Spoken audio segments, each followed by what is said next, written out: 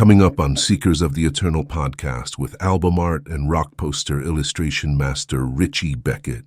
It's funny, I'm just thinking about this a lot now in this conversation, is that once again, thinking back to what got me into it and what got me into those rituals, being a tiny child as far back as I can remember in my life, having that security of having that world I could go into and my own projects on the go. I hated school, really quiet. I had a few friends who were cool, who were like obviously just the nerdy kids. But when you're 5 or 6 years old in school, like really real small and really struggling with all of it, but knowing I can come home and sit in my corner making cool art and drawing characters that I'd seen in movies and just doing whatever stuff I was stoked about at the time, and having that there the whole time, and realizing only now looking back how massively important that was, because without that, like, everything looks kind of scary, as a kid.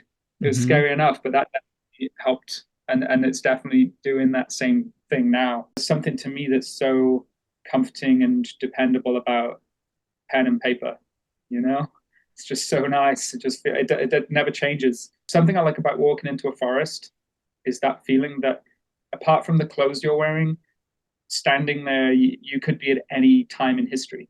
There's nothing around you that's to a certain time period, and you can stop there for a minute and think, hey, this forest would have looked the same as this 500 years ago or 1,000 years ago, or what have you. And that's always a nice, interesting, grounding kind of feeling. There's something about that with pen and paper, I think, just the historic tradition of it having not really changed in hundreds of years.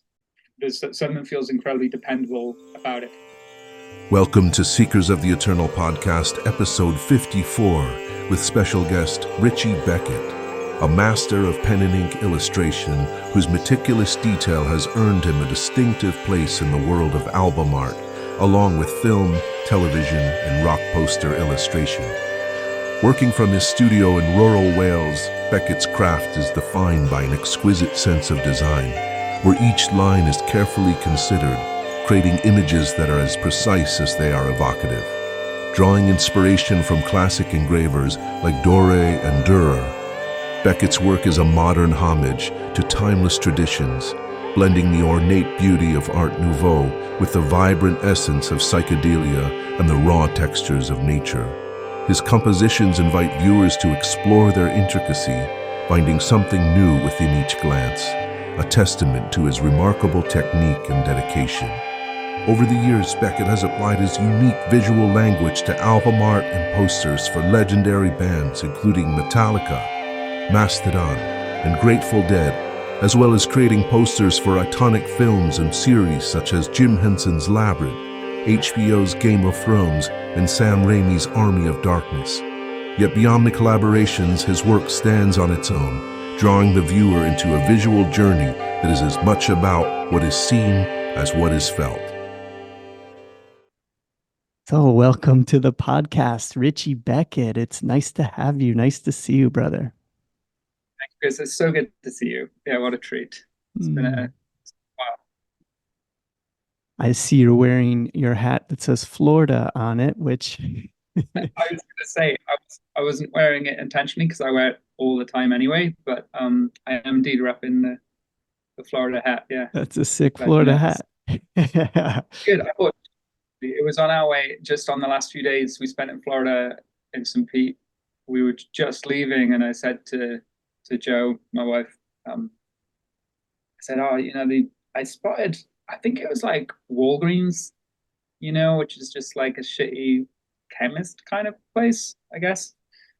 But they had them in there amongst all of the random, I guess, touristy paraphernalia. And I was like, I saw this really good Florida hat. It's kind of like a coral color one, and there's a gray one as well. And she had her eye on it too. So we bought one of each, and I lost the gray one somehow, but I kind of feel okay about it because it's encouraged me to wear a brighter, more interesting, daring color than just gray. So, yeah. Like so this that. is my coral colored Florida hat is my go-to now.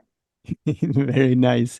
Yeah, so I got to meet Richie last December. So this is just coming up on almost a year now, I guess, since less a couple months on shy of a year. And that was a surprise having you be here in St. Petersburg, Florida. I know you're right now, you're in the countryside in Wales right now is where you're living, correct?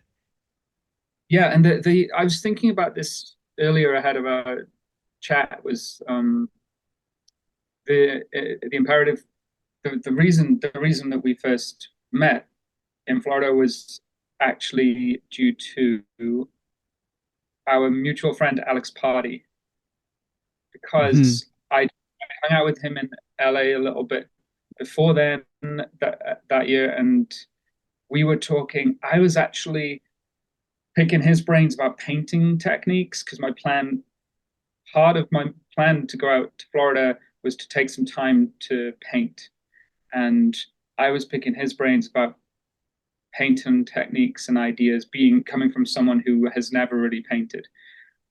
And knowing, even though he's stylistically so radically different from me, but that I knew the methods and mediums would translate in some way.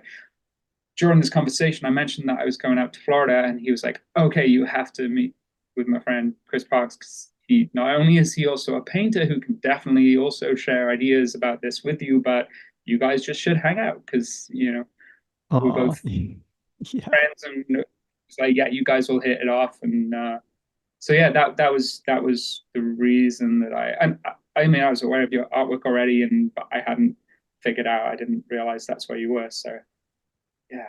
Yeah, that was such a cool connection. I love Alex. It was the way that I met. Well, of course, I've known Alex's work for a while. I got to show in a gallery exhibit and kind of met him briefly a long time ago. But he actually surprised me and us one year during our Shine Mural Festival that we've been hosting. And he actually just came as assistant to Ricky Watts. And so Alex Pardee just shows up, painting as an assistant, surprised us all. And then it turned out that he ended up coming and living here in Florida for some years with his girl Chloe. Was She works for Disney, so they were actually living in Orlando, Florida for some time. And it was we had a short period of time where we got to hang out on a pretty often. So that was what was really nice. And yeah, it was funny too, because I was looking at Alex's Instagram and or yours, and it was like you and Alex, and it was That you and was Alex and Keanu Reeves together. And then like soon after that, you DM me, said that you were coming to Florida. I just thought that was a funny little synchronicity. that same fateful day that we bumped into Keanu was the same day we had those conversations about you and about painting and all of that stuff. And then probably in the middle of that conversation, we were probably just chatting about you and painting and Florida and all this stuff. And then I was like, "Isn't that Keanu Reeves?" and and then that happened. Yeah, crazy. Oh, that's so Um, cool.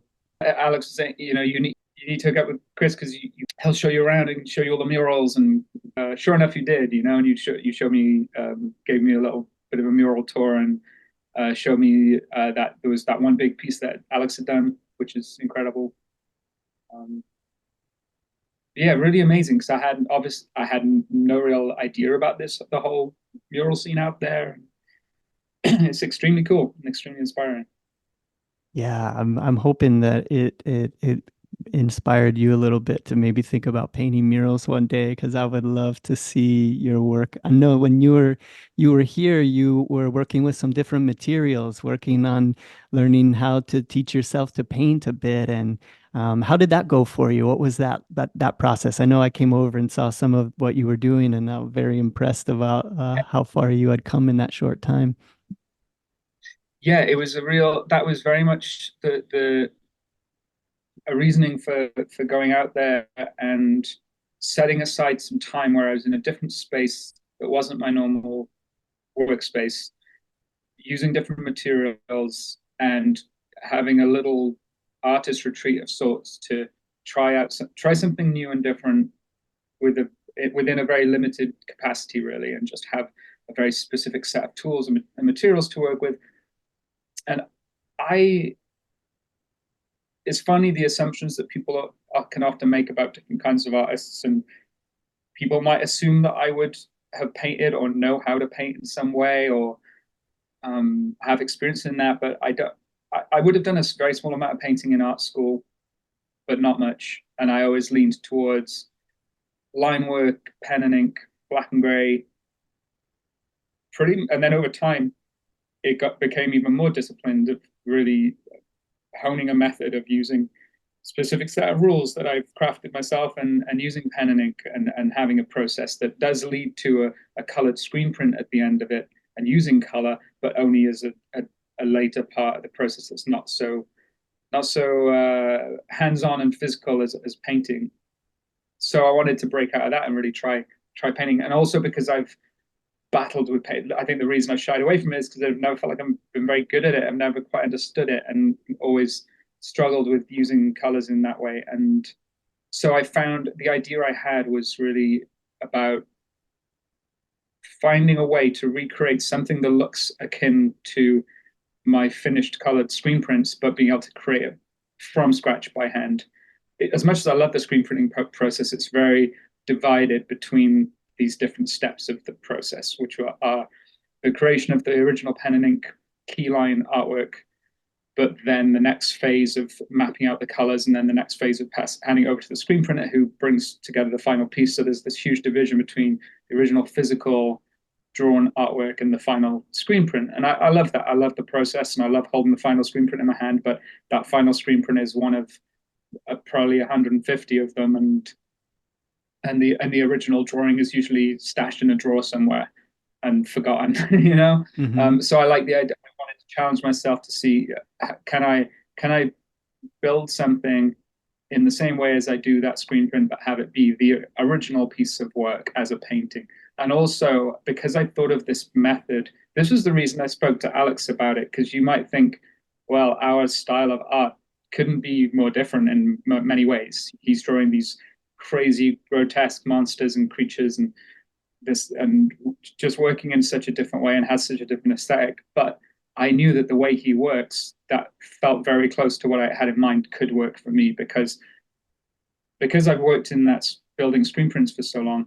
I think of the art I make in that way. So it's patches and blocks of color, actually very flat, not shaded and toned and highlighted. It's just solid blocks of color, which are then harnessed by a framework, a key line of artwork, which holds all of those colors apart. And there are a certain number of rules applied to that. But I've often, when I look at the screen print layers coming together on Photoshop, and I add all the layers in sequentially, and you see them all pop up. I've often thought, oh, wouldn't it be so cool to just paint that, just to paint those blocks and then finish with this key line over the top. But the puzzle I always found was, the puzzle I'd always come to was like, how do I know, until I've drawn the key line, how do I know where the colors go? And then if I paint the colors over the key line, then I've lost the key line, and I could never figure out that part, which interestingly, that was the bit that Alex kind of solved in that conversation, because he said to me that actually you can use, so, you know, if you're painting in a house and you're painting a wall of a house, it's an interior wall of a house, you're trying to get it to a certain color, and you think it's going to be like in a cartoon where someone just paints and it turns the color you want it to be, but actually any marks on the wall show through. Yes, it does. Paint has the opacity that you want it to, and you've got to do multiple layers or whatnot. So Alex was saying that you can use that, like, you think you're going to get this clear opacity to the paint, but you're just not actually. So you can use that to your advantage. So you can draw the key line first, paint over the key line in the colors, and you'll still see the key line through, and then go back over and touch up the key line and go back out and give that one more hit. And then that's how he works, even though it's kind of painstaking. But that made sense to me. So that's the approach I was going with it. Mm-hmm. Yeah, learning those little tricks there to be able to be off and running with what you're doing. Yeah, it was really cool to see. It was really cool to see you running with that and trying new things. I've always been an admirer of you being able to find that one tool of the pen and ink and singularly focus. And I don't know if most people realize how small a drawing is, that you're doing that gets blown up into a screen print, but it's Yeah. so small the way that you're working with the little tiny details in that. And yeah, I know it's like you're dedicated, this devotion to this that you're doing, but all, in the end you're just getting a small little ink drawing, which makes it difficult for making this, a gallery piece or things like that in the end. And so yeah, the draw to seeing you transform those things into paintings after all of these years of mastering the line work in that way. And now I think moving, only giving yourself now permission to work with color, I think is really fascinating. I know other artists that have, only worked in black and white for decades and now, okay, I'm ready for color. Mhm. I love that. I love that way of putting it, actually, to say giving yourself permission to do that, because it really is about applying rules. And I've always I've always worked that way. And a part of it is this psychological self-protection, I think. If you have a certain mindset, as I do, and or many, I was going to say many, but probably all of my art pals, friends all over, but a lot of us struggle to focus on things because it's always the brain, the mind is always overflowing with creative ideas about everything and questions, and it's hard to lock it down and focus on one singular thing. And that is true also of that creative pursuit of making a piece of visual art. And I find it helps a lot to have those rules to it.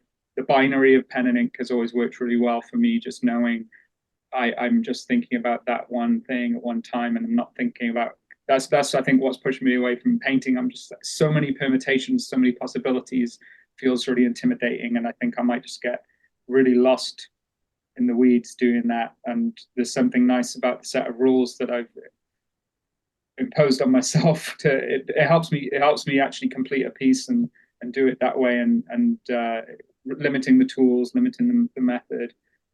So even though I'm, as you said, sort of allowing myself to open up into painting and using colors, there's still an incredibly tight set of rules that I'm applying to that. A very limited palette, which is another reason I love screen printing method, is because of the limitations. You're trying to use ultimately as few colors as you can, and you're always going to be using a limited palette. So that's really helpful versus I can't understand people who just work openly, especially with things like Photoshop, and just have no rules to anything. And it's like, well, where do you end with that? I find that incredibly challenging. And the thing about the scale of drawing in those pen and ink drawings that you mentioned, of it being actually incredibly small. If I'm working on an 8x24 poster design, the original drawing will probably be, I don't know, like 10 or 12 inches, like 10, maybe 10 inches tall or something like that. Incredibly small. I forget how small they are because I get used to seeing the screen prints. And then if I ever go back and see the original drawing, I'm also like, wait, what? Like you see something in a gallery and just like, that's so much smaller than I thought it was. I find that when I see my own stuff. But also the scale of it is another thing that helps me focus, because I'm very short-sighted. My eyesight I cannot see, although that means I can't see distance. That goes from about a foot away or less of my vision, maybe, like 10 inches away. Everything is a complete blur. I can't see anything without contact or glasses on. But when I draw, I take my lenses out and I don't wear glasses. So I'm just engaged with the page and that small space, which is, a few inches away, and everything else is a complete blur. So that's like yeah. a horse, the blinkers of a horse, to keep me focused, like a weird, turning a strange disability of having horrifically bad vision into a little mini kind of superpower or whatever. I don't know, helps me focus. That's Yeah. interesting. It's like always like a superpower. It always seems like a curse at first, or something that's a negative. But yeah, I think, yeah, for people, if you have something that you don't like about yourself or some weakness or something like that, you find that a lot of artists use that to their advantage. And And that's what helps them create really unique works of art. Use your weaknesses and find out, what's good about this. How could I use this? I was wondering about that with that, looking so so tight up on the work like that. It was, do you wear magnifying glasses, that sort of a thing as you're working? Monocle. No, it's being it's being pretty close to the page, being very very focused and engaged only for short bits of time, if I'm honest. But having that everything else is out of focus around me apart from the page in front of me, and also a very small area within that page. So I'm looking at something that's I'm looking within a maybe like a 5-inch square area that I'm focusing on and working on at one time, and it's only really when I finish the piece and step back that I can be like, oh, I created this thing, which might be a complete chaotic mess, but hopefully not, and see all the parts, all those smaller parts come together. So I'm usually fixating on one little area at a time. I was having a conversation with someone the other day about who was it now? About colorblindness. You're saying about artists, because there are a few famous ones, aren't there? Artists who are colorblind who create crazy, or like Nicholas Winding Refn, the film director, made some iconic movies like the Neon Demon and things like that, which have these huge vibrant colors in it, but he's actually colorblind. So to him, they look totally different. And yet they inspired so many other filmmakers to make films that look like that because they look cool as shit, Mm-hmm. But he wouldn't, who knows how he sees them, Yeah, I like that sort of thing.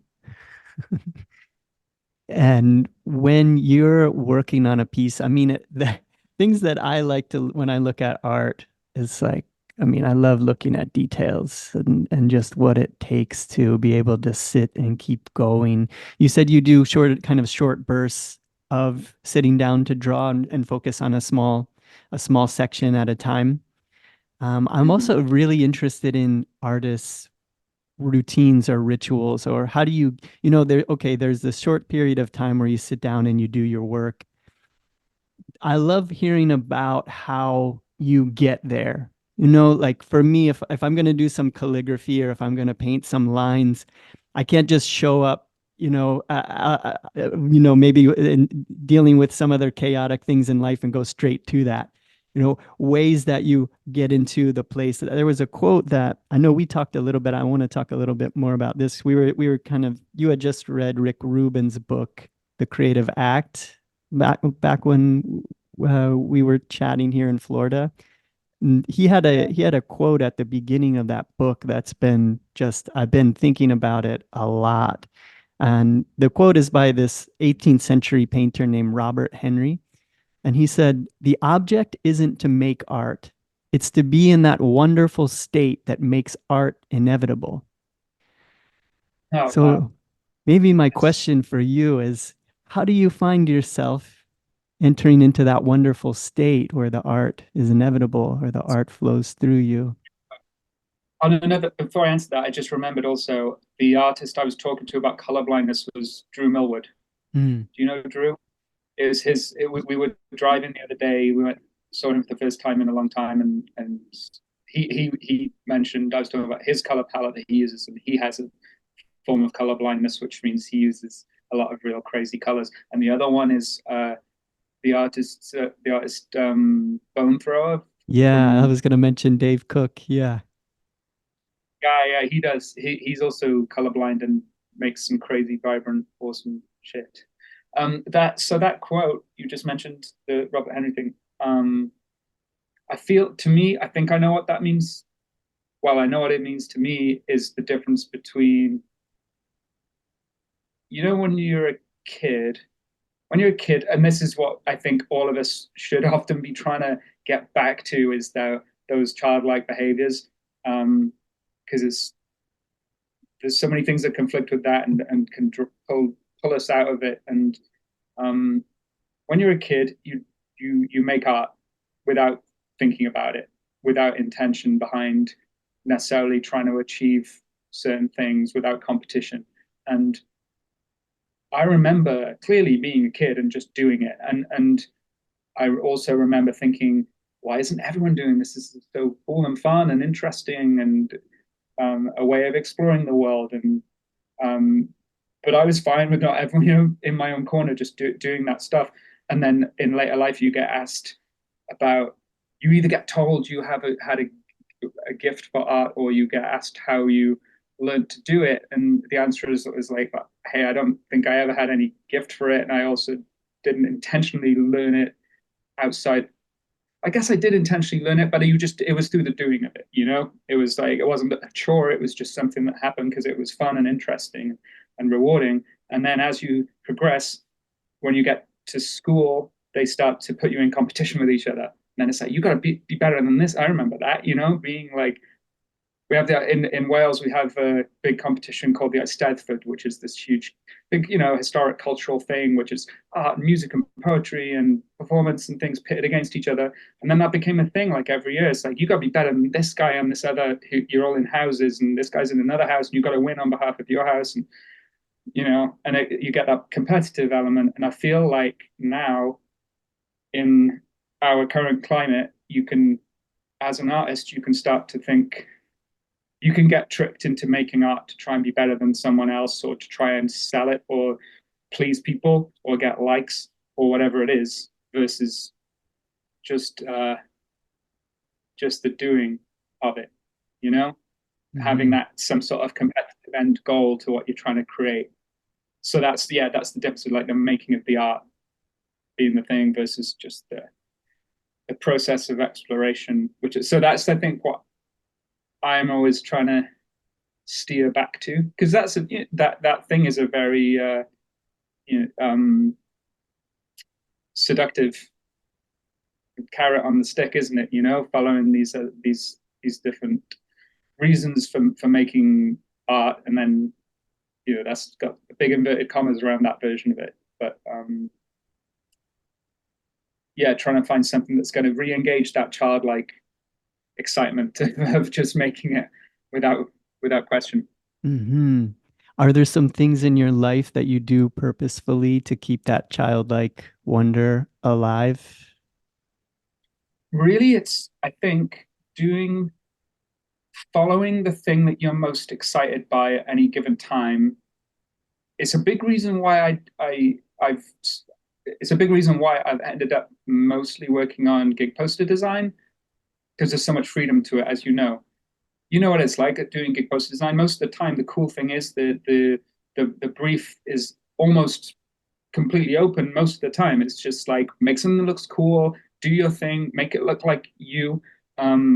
Maybe a couple of very vague little guidelines, which can be also inspiring or stimulating if it's like, have it be about something about this in the area that the gig is in or something. But that's usually as far as it goes. And there's maybe a couple of things to avoid, but it's a very open brief for creating art for what is kind of a corporate commission, but it's done in a way where you have a huge openness to it, and you can really progress and explore your own art. So through doing that, I then also try and just steer towards what I feel is exciting to me at that given moment in time. Not over plan it and just think, hey, I just really want to draw this thing right now, and I don't necessarily know why, but this thing is speaking to me, and maybe find some way to crowbar in some reasoning behind it to reverse engineer why that's on a poster. But I think that keeps the purity to it. Just trying to dig into what, and it's in a similar sense of being a kid and just whatever you're pumped about any given day, and it changes so quickly as a kid, doesn't it? What you're into. Like, I went to visit my nieces at the weekend, who were little, and they were, every time I go and visit them, they're just into different stuff, because when you're little, you're just like constantly ripping through it all. But that never changes. I'm always into different stuff from day to day. But yeah, very much the stuff, the trying to focus on what is going to be exciting to draw and challenging and fun. Go with that. Yeah, beautiful. Yeah, that is really a cool thing about gig posters, and it allows a professional artist to be really following their bliss, doing the things that they like. And I've loved that, because it's just, I'm the same way. It's just, I'm always into something new every couple of months or something like that, that I'm super, super excited about. And just in a maybe an esoteric way, exploring the deeper meanings of those things that I'm into, and putting it out as symbols in the work that maybe nobody else knows what this is about or what it means to me, but in some way it's giving me time to explore ideas or concepts, things that I've been thinking about, and just being able to be with an idea for a long period of time while single pointedly focusing on drawing, I think is such a powerful thing for the mind, and it can be so healing. And thinking about making art for that reason, as opposed to what other people are going to think about it. Is this going to sell? All those kind of things. Inevitably, I think if we love it, that's what Rick Rubin talks about a lot, is if you really love what you're doing, that really is the best thing that you can be doing for your art. And you'd get confused. So it's so easy to get sidetracked and distracted by all of these different things, or worrying about where art is going, and worrying about how Instagram sucks now and nobody's looking at my stuff, and any of those frustrating things, or getting angry, or worried about the political state. Here in America, it's crazy right now. uh, all those things to me are just such distractions to, and that's why I love art. It's like I don't feel afraid to be in the world, because I have my art, I have my meditation, I have these places where I can go in and find my own happiness. I know it doesn't depend on anything else anybody else in the world is doing, so it is a really great gift to have that. That's so true, and that also takes me back. It's funny. I'm just thinking about this a lot now in this conversation. Is that once again thinking back to what got me into it and what got me into those rituals, being a tiny child, as far back as I can remember in my life, having that security of having that world I could go into and my own projects on the go. I hated school. I was not. I was really quiet. Didn't really have. I had a few friends who were cool, who were like obviously just the nerdy kids. But I'm talking like, you know, when you're 5 or 6 years old in school, like really real small, and really struggling with all of it, but knowing I can come home and sit in my corner making cool art and drawing characters that I'd seen in movies, and just doing whatever stuff I was stoked about at the time, and having that there the whole time, and realizing only now looking back how massively important that was. Because without that, like everything looks kind of scary, as a kid. It was Hmm. scary enough, but that definitely helped. And it's definitely doing that same thing now. And actually, what you mentioned then with the state, I mean, the state of the world as a whole, but also the state of things in terms of technologically and social media and all of this stuff, and people get swept up into all of the I don't necessarily want to start talking about it, but the AI art stuff is obviously a big topic of conversation all the time, and all of these things. There's something to me that's so comforting and dependable about pen and paper. You know, it's just so nice. It never changes. It's like there are certain things where I often think this is like a big hippie thought, but if you something I like about walking into a forest is that feeling that apart from the clothes you're wearing, standing there, you could be at any time in history. There's nothing Hmm. around you that's to a certain time period, and you can stop there for a minute and think, hey, this forest would have looked the same as this 500 years ago, or 1,000 years ago, or what have you. And that's always a nice, interesting, grounding kind of feeling. And there's something about that with pen and paper. I think just the historic tradition of it having not really changed in hundreds of years. Um, there's something feels incredibly dependable about it. It's not like if you were working digitally a lot, there's always going to be like, hey, there's a new Photoshop has come out every 6 months, and now it's got all these new features, and you need a new tablet, and you need a new screen, and you need all of these things. And then, so no one's using Photoshop anymore. Everyone's using some new thing. And whereas I'm still using the same shit I've used my whole life, same pens and paper. And it's like, how much different is it going to be? Get some nice like hot press watercolor paper and some rotring pens or a dip pen or whatever, and you're good to go. And also, you don't have any excuses. Everyone can moan about all of these other things failing them, and whereas your pen and paper is like, just got to get on and do it, really, haven't you? Yeah, the simplicity of that is something wonderful. Yeah, it's such a gift to be able to make art really at all in any medium that anybody wants to make it into. It's like if you like technology and you like doing all these things, there's parts of it's just for me, I grew up making art.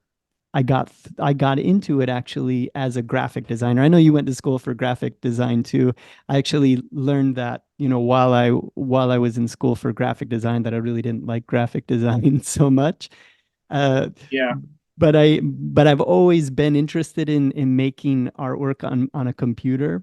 Uh, it's been something that's just been around and in my world, but I always do in the back of my mind. I have this like knowing that this isn't going to be really around forever. Maybe computers and electricity might go away for a little while, and I really need to be able to be content and happy with any way that I can keep making art, So like that knowing that that's always still there, no matter what happens in the world, we can still find something to draw with, something to make artwork with, something to express these intangible ideas, no matter, what happens in the world is kind of a fail safe for me.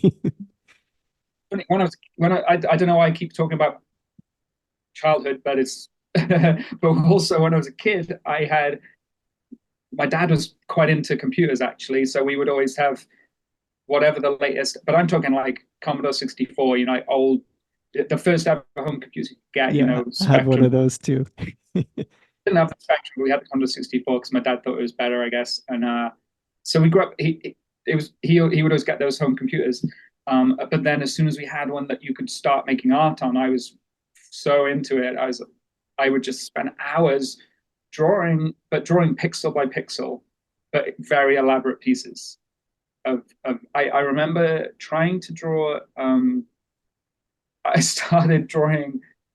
I wanted to make a graphic novel of Return of the Jedi, and I started drawing it as very detailed, but drawn entirely with pixels. Wow. Comic Return of the Jedi.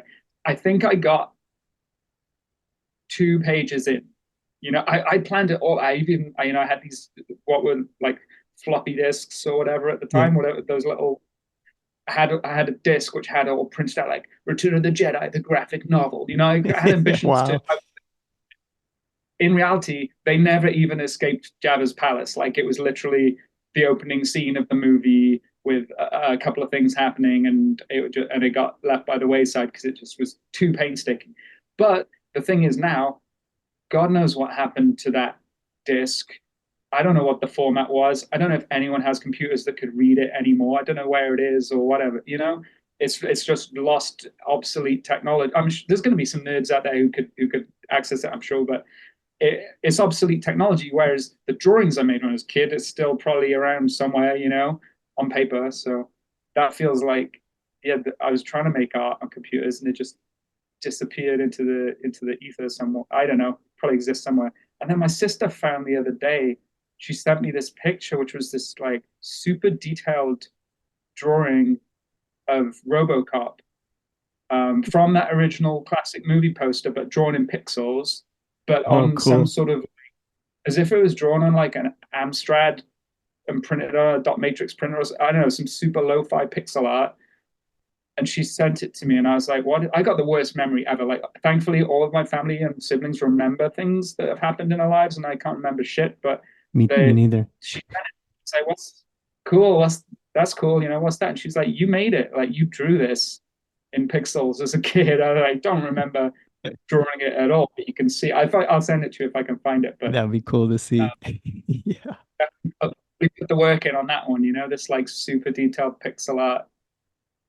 Although I feel like in an alternate life, I would have liked to be, if I was in like my 20s in the 80s, I would have liked to be someone who worked on like Commodore and Spectrum games making cool fantasy art out of pixels. That would be cool. Mm.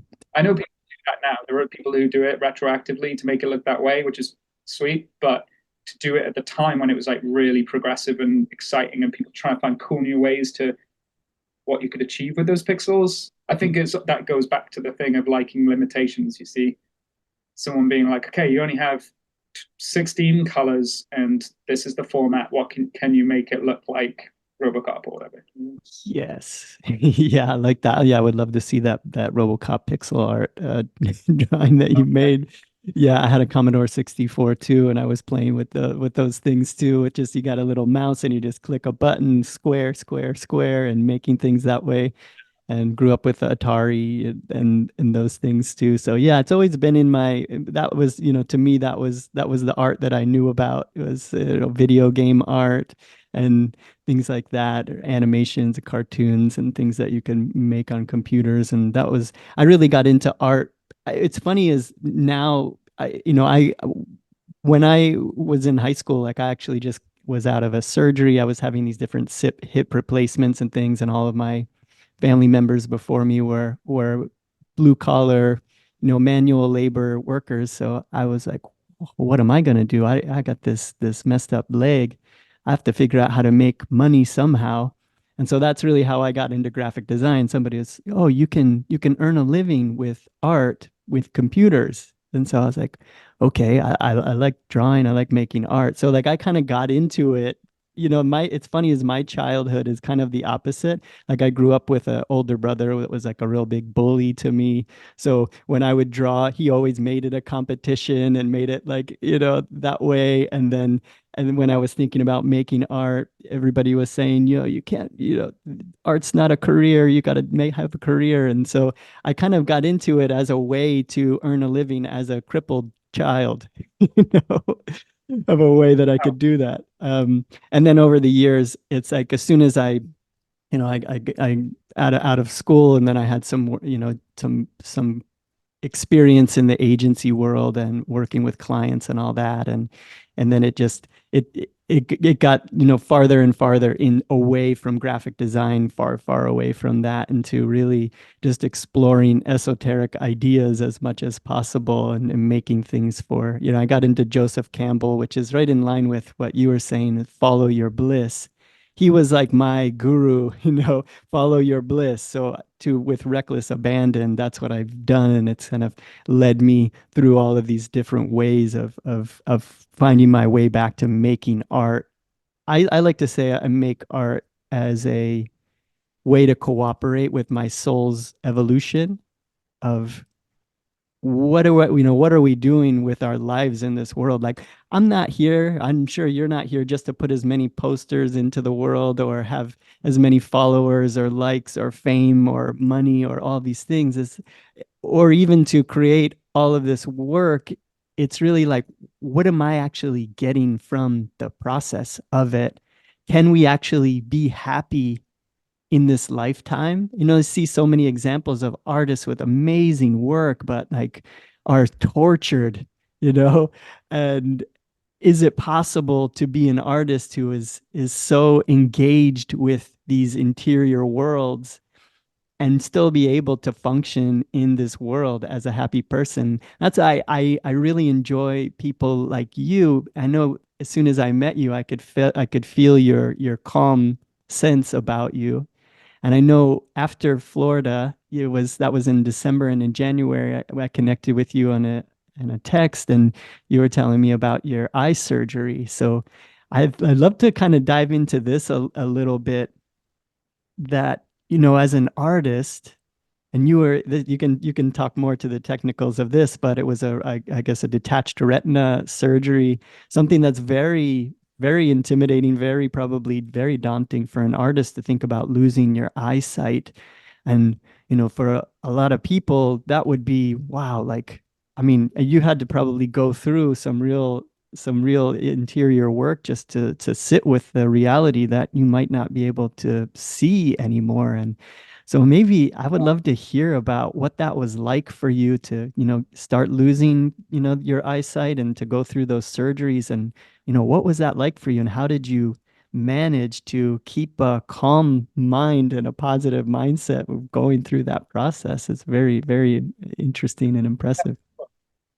Honestly, so the setup for that happening was really interesting because I had just spent that time in Florida, and like we said, I'd been working on this little sort of painting retreat was how I was seeing it, set up this painting space, and I'd really re-engaged with very much what you just spoke about, re-engaged with the excitement and the joy of creating art, which I felt I hadn't had in maybe years. It had become a bit, not a chore, but just a bit of a process where I hadn't realized that I'd lost the joy in it. Apart from occasionally I'd see other artists post online things saying, hey, I had so much fun working on this piece.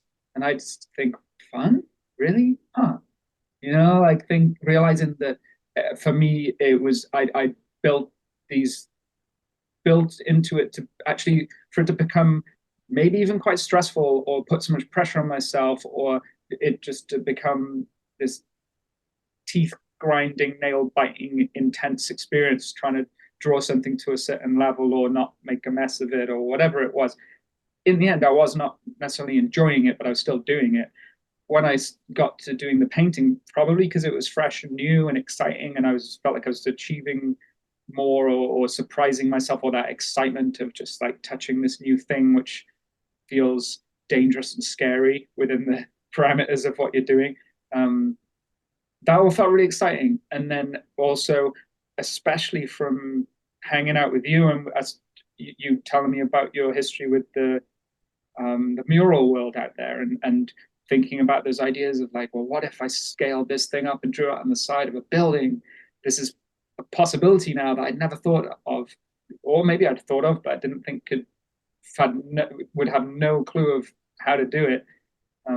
So I came away from Florida back here with all of these ambitions. One of them, it was almost this bucket list of things I wanted to achieve in 2024, which included go back to Florida as soon as you can and paint a mural. That was like top of the list. It was like, get back over there and engage with these guys again and figure out what do I need. Because definitely, as soon as I remember getting back from Florida, emailing you straight away and saying like, what do I need to do? Who do I need to speak to? Let's keep this rolling, So that was a big ambition. And then the other thing was coming back with this newfound painting.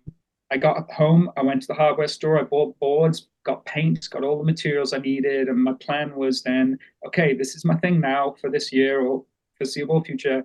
I'm painting. I'm going to make these pieces, take on knowing what I now know. And I'm going to surprise everyone with this as well. I'm going to present this whole new phase of my artwork, which people are not going to see coming, maybe, I don't know. And then within literally a few days of being back, this thing happened with my vision, and I ended up called up the optician, went to the hospital, and turned out I had this detachment in the retina happening. It's something that my father had, so it being hereditary is a big factor.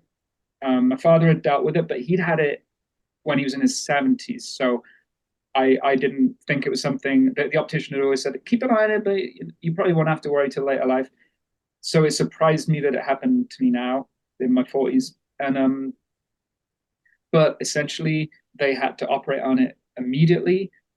It was a miracle that I was home and not in the States, because that would have been a really big problem, being out there with no healthcare. And that, thankfully, over here we have the healthcare that can just scoop you up and give you the care you need. And they basically got me straight in for surgery.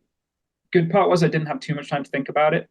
It was kind of, even that they were very frank. They were like, hey, if you don't do this, you're going to lose your vision in that eye, straight up, So I didn't have too much time to think. I literally, within 2 days, I was in for surgery. The surgery was quite unpleasant.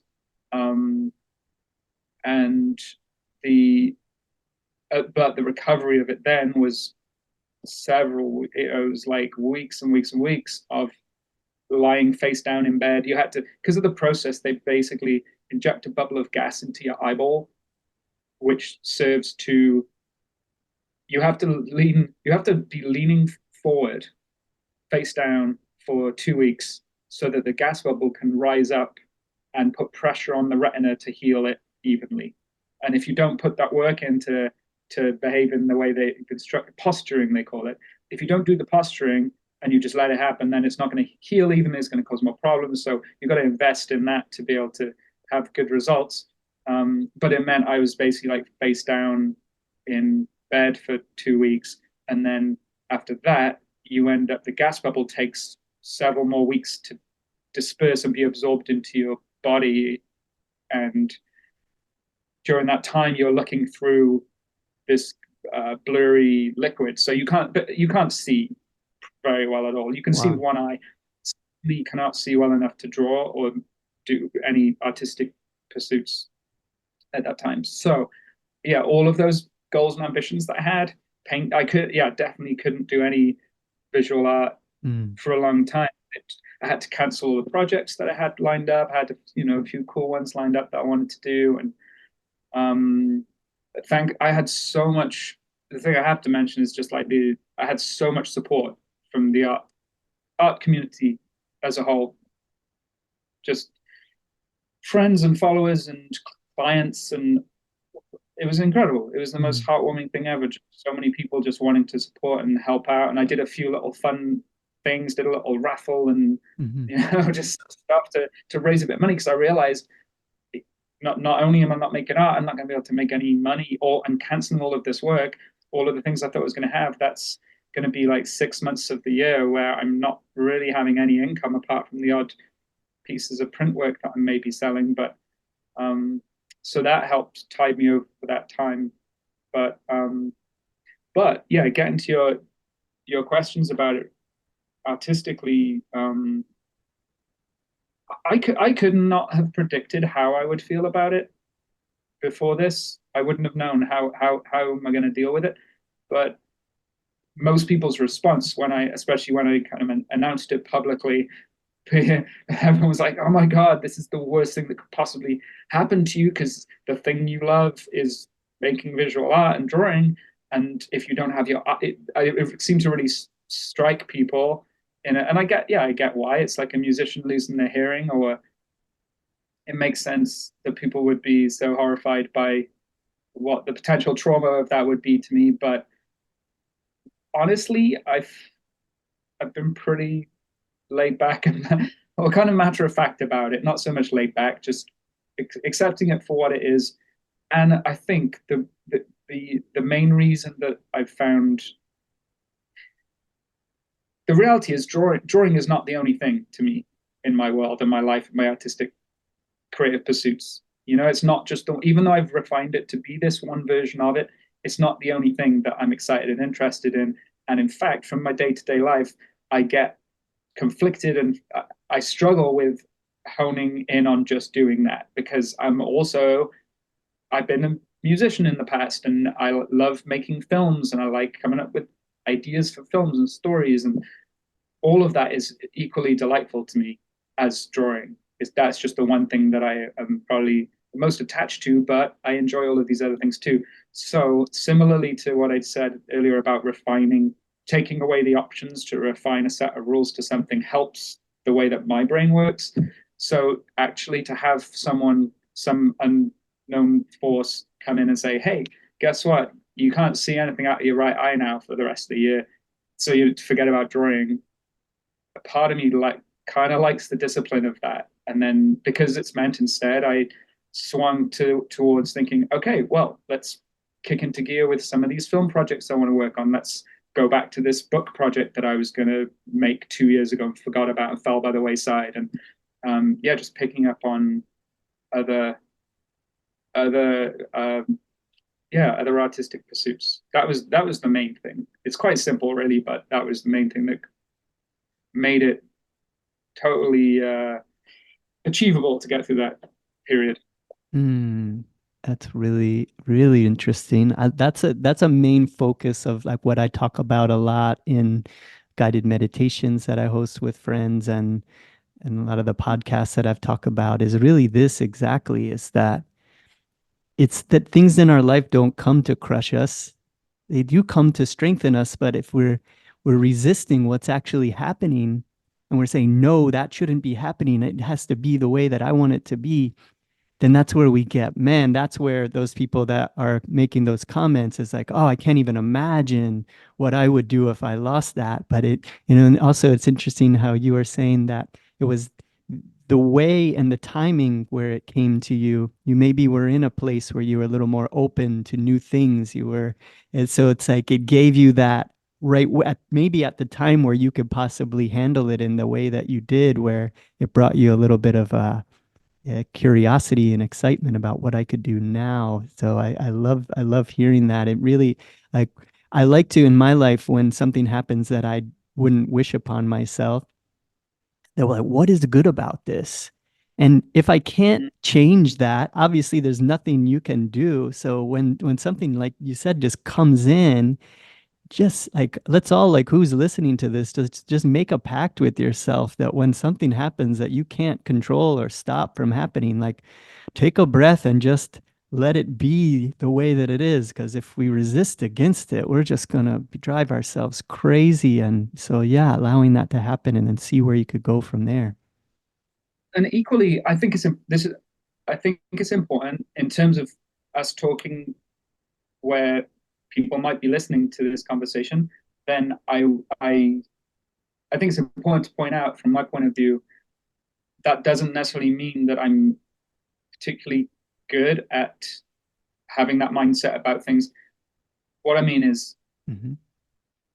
that approach to things, to recognize that life is inherently full of chaos, and things happen all the time where things get damaged and broken and weathered and disintegrated through just the ongoing forces around us. And I feel like I've always struggled with that a lot, maybe from being brought up in a household where everything was quite disciplined. I'm very much, my mindset always goes towards, oh no, I just chipped the corner of this cup, that cup is ruined now and everything is terrible and things have gone horribly wrong. And but it could be about anything, things getting damaged and broken. And then that extends to your physical body, that I could also have that mindset of like, oh no, my vision's going, my hair's falling out, all of these whatever different things are going, different ailments that are happening, and be very sort of fatalistic about the idea that like, oh, everything is ruined now. In truth, that's more where my mind goes. Like that's more my instinct, maybe, or something. But it's a day to day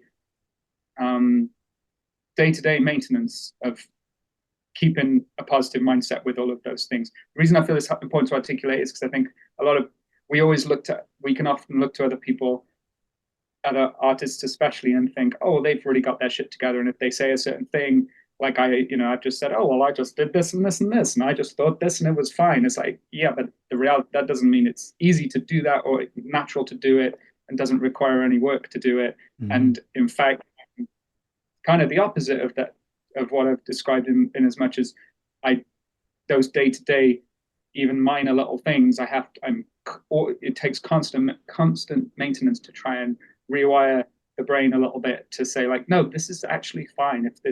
If this cup got chipped, that's just the life of that cup taking a new turn, and things are changing all the time. You can't grasp hold of some really,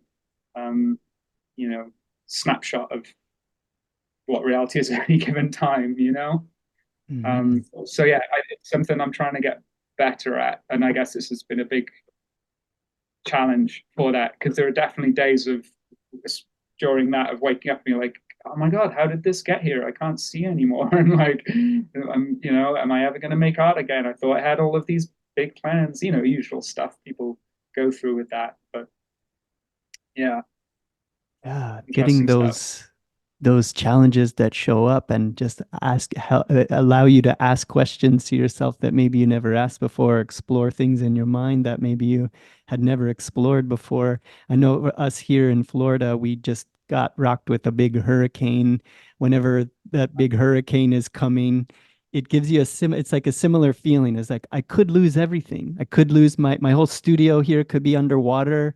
All of my equipment, all of my books, all my things could go away. And it just forces you to go through that. Okay, I'm going to do what I can to, preserve the house or, put up things to protect it. But after that, you just have to let it happen Yeah. and just sit here while the storm comes, and you could fill your house full of water, could blow your roof off, could do it, and you just gotta sit with it. So I know, like, for me, hurricanes have been a good practice for that, like sitting with the calmness of, okay, I don't want this to happen, but what else are you gonna do? And so it really forces you one way or the other. It's either stay calm and let it happen and be up for the journey, and or freak yourself out and fight against it and resist it, and then it's going to be such a much more difficult battle. And when you were Yeah. talking about oh, did you want to drop in? Yeah. Mm, No, the hurricane one. I did, and the thing about it, it's not like you're crafting some analogy. It's a reality. But for you guys out there, I mean, it has actually. What was the area that was hit with the hurricane just before it hit Florida? So people with art communities who'd got flooded and all of their stuff, oh yeah, actually had Asheville. Yeah, Asheville. So the hurricane before that ended up being the biggest storm surge actually here in Florida, and then in Asheville there was a dam, I believe, that broke, or a levee that broke there, that filled up. So happened. yeah, it's like that artist community out there. They still don't have water, and they're likely not going to even have water till the end of the year, is what they're saying. I have some friends out there. It's, yeah, big damage there. They have a, an art district on the edge of the river down there, and it looks so beautiful. I did a bit of a yeah, I spent a bit of time kind of looking into it all, and it was really interesting seeing maybe a week before that all of these artists who are part of the community were posting beautiful paintings that they'd made, putting on gallery shows, all of this incredible work, and then a few days later it's all just gone, like Hmm. underwater, and dragged some pieces out, but most of it has just fundamentally been completely lost.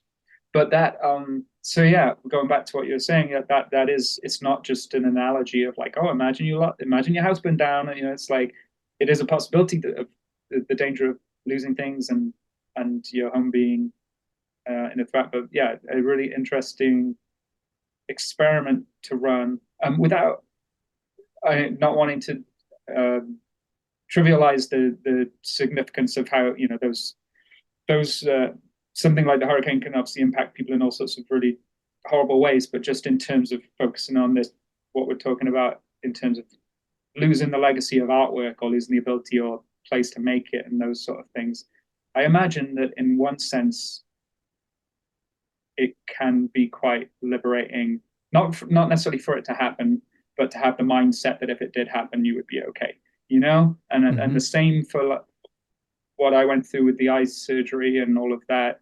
I do feel, reflecting on it, that a part of it has been liberating too. Just realizing, like, oh yeah, actually, I know that all of these things at some point are going to fail me, physical senses, and all the you just never know. There's all kinds of stuff. For all I know, I might need to, have a hip replacement or something, at some point. There could be all of these different things going on, and to get through a phase of something like that, especially something as significant as your vision, and come out the other end of it and be slightly different. Like, my vision now is kind of bizarre and in some ways, and I'm not sure. I'm sometimes wondering, is it getting better, or am I just getting used to it? Are my senses realigning to recognize this is my reality now, in the way that someone with colorblindness might? And I don't know, actually, because I've got the other eye, which is like the good eye. I have all of these floaters in it now because there was a tear in that retina just when the other one had healed. The Mm. other one, when I had to have laser surgery. Not, they don't call it surgery, actually, just laser work for 4 weeks in a row. Going back in and having, they kept finding more holes in it and all of this stuff. But I've got these black ghost like floaters in this left eye now, all the time in front of me. So it's like I'm looking through a lava lamp or something, in that eye. But I've kind of got used to it. It's like, oh, this is my little friends. I really weirdly feel like I've sort of befriended these weird apparitions, in a way where it's like, hey, I'm seeing something that no one else is. I know that for sure. Like, if you look at things, and you can have those kind of trippy conversations with a friend about, sitting on a hill somewhere being like, hey, we don't know how anyone else sees the world. It can be completely different. Imagine if the colors are totally different, or the tone, or, like if you were fixing the EQ on a television set or something. It's like, oh, our visions could be so different. It's a fun thing to think about. But with this one, it's like, I know for sure that no one is seeing these weird apparitions in their left eye. So yeah, kind of got used to it now. It's interesting to see maybe what superpowers come from that, or like different ways that your art reflects the new way of seeing. And I I was thinking about, like, as you were talking about this, with the chips in the cups and worrying about things decaying and getting. I mean, obviously, if we look at your collection, your body of work, this is a theme. It is a theme of decay, of skulls, of getting older, of things going away, going through that death process. So it's something that's obviously been in your subconscious or your conscious throughout your whole life, of just that, being very aware that we're in a place of time and things are getting more and more decayed, and they come and they're here for a little while and they go away, and maybe that's why it's beautiful. I mean, is there consciously, is there something that you're exploring through that type of work, or does it just kind of come through naturally, or out of, unconsciously? So that is really interesting to me, actually, because I've never really thought about it that way necessarily. Like I have in as much as maybe when I first started making certain kind of art 15 years ago, or whenever, started making art in a certain style, people would certainly be like, hey, this is some pretty morbid stuff, there's a lot of skulls and decay in here. And I guess initially I was drawn to it because of coming from the background of like metal and hardcore music and being in that, and then that is just the language, the visual language to which you speak in that world is going to be a lot of skulls and bones and grisly looking stuff.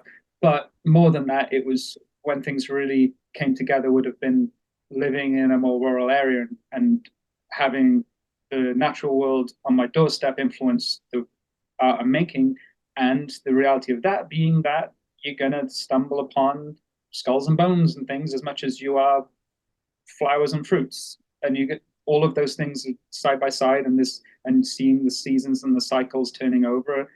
And then it becomes just a natural thing to draw those, without, versus just being like, I want to draw a fucking skull because it's metal and cool, like actually seeing those things in reality and seeing the beauty in them, and all of that. Any notion of that stuff being dark and morbid kind of went away, and I never really have not thought about it that way at all.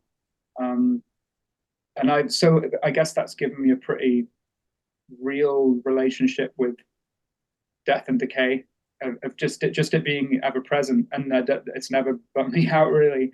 I've got a full real skeleton, human skeleton. I've got a full size human skeleton that I bought from a guy who trades in all kinds of curiosities. And people are, yeah, so people are sometimes a bit freaked out by the idea of having something like that, and but it's never felt particularly. I guess it's a little weird, but I don't know. I've always had quite a comfortable relationship with seeing the reality of those things in physical form, decaying and moving and changing.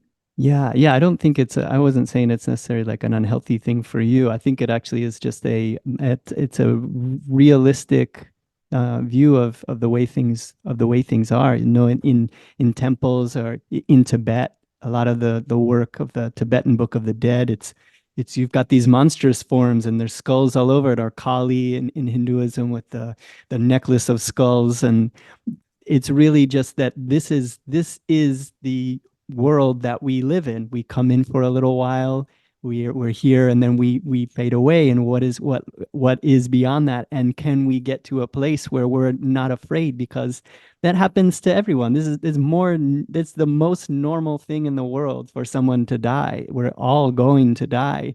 And so being able to get comfortable with that and explore those things, for me, we were talking a little bit before we started here. We were in heavy metal bands, hardcore bands, things like that, going to shows where you're in mosh pits with others, but generally a lot of really friendly, good-hearted people in these scenes, even though it is some of the most extreme music, maybe even the lyrics are about the most extreme things you've ever heard. But it's something that I feel like I've always just been getting comfortable with mortality and learning how to not be afraid of that. And that was like I think as I was moving, out of the mainstream into those sort of counterculture realms of music and skateboarding and art and all of that, I was always really drawn towards that kind of art. And then later on in my life, I was really started getting really drawn towards the Tibetan Book of the Dead imagery and that type of scripture, and learning that there are people that are training during their lifetimes to be able to consciously move through that portal of death into the next realm fully lucid and conscious. And that became like the most exciting thing I could possibly imagine, And I remember when I learned about that, I was like, I don't have any friends who are interested in this. I don't know how I'm ever going to have like a group of people where I could talk about these things or get into this from. But it's just interesting how like things that maybe we're interested in for some reason or another that we draw pictures of, that we, it's like that led me towards what now I find is like the most inspiring, beautiful thing. That's why I meditate. It's learning how to just to be comfortable with everything that comes. Something that comes up too, what I was thinking about when you were talking about, the big thing of losing the vision, or the big thing of losing your whole studio or your house, your community. But then like bringing it back to those little things, like the little chip on the plate, or a fender bender in your car, or somebody insults me. I was listening to a teacher, his name is Michael Singer, recently. I've been listening to this talk from him over and over. And he was saying, people are always asking me, how do I handle the big things in life? Like when something big comes, how can I how can I do that? It just seems so impossible. And his whole message was that it's about starting with the little things. When you do chip the plate, or when you do get that little fender bender, or somebody cuts you off or says something, in that moment, could you practice there? Could you say, okay, this is all right? And then every little thing, or you get like a little back pain, you're like, oh man, that could ruin your day, but can I handle this? Is this okay?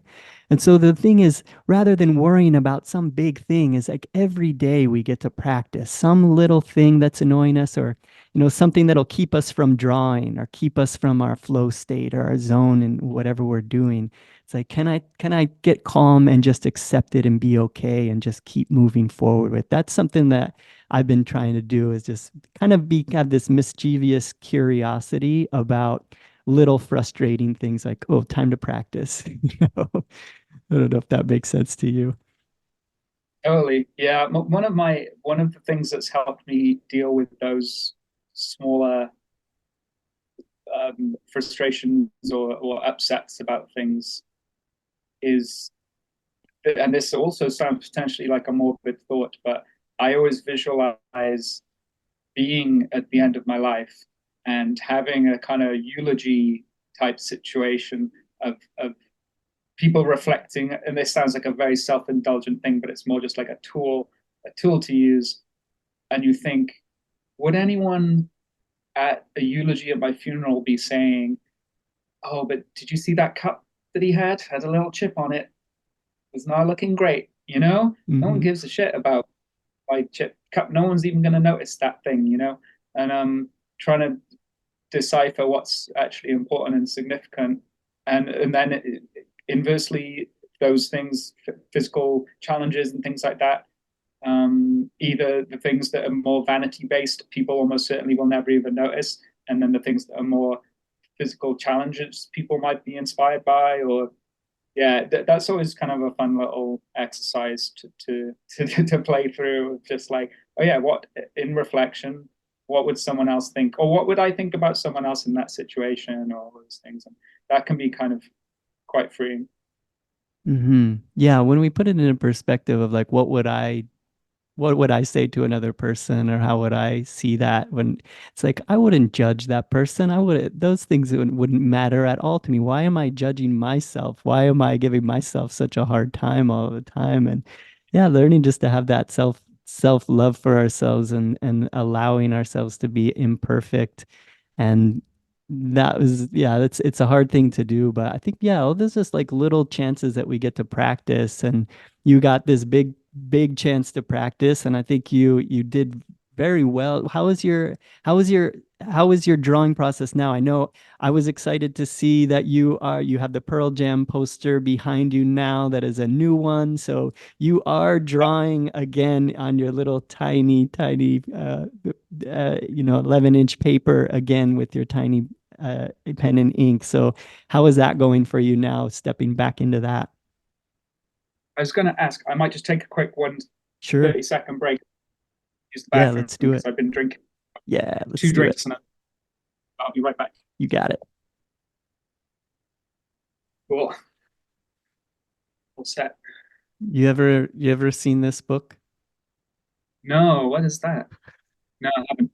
As you were talking about your eye surgery, this is an artist, Kim Deitch, and see if you could see this. So he's actually in this book talking about exactly what you were going through. No way. Wow. And he wrote, so he came, the process of him going through that retina surgery and having to lay down with it and all that, like this book is sort of like the product of that experience for him. So I think, like, yeah, this is one you'll probably really want to check out. It's really fascinating. It's called Holy shit. Yeah. Reincarnation Stories. Okay. I'm going to make a And note of it. yeah, Order a copy. yeah, and I believe that so he was saying he was sleeping very little that week.